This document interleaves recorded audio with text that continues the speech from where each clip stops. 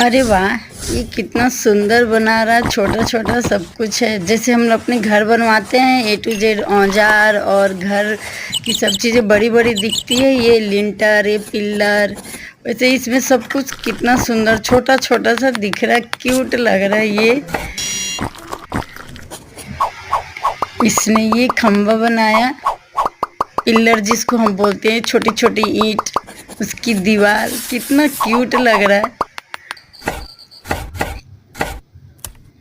अभी छत बनाने की तैयारी कर रहा है और ये छोटा छोटा सा थोड़ा सा ऐसे सीमेंट की घोल डाले छत बना दिया, सूख गया तो निकाल भी लिया। अभी पेंट कर रहा है। अब ये देखो ग्लास के लगाए इसने विंडो डोर और ये छोटी सुंदर सी बालकनी। वाह फ्लावर भी और वाह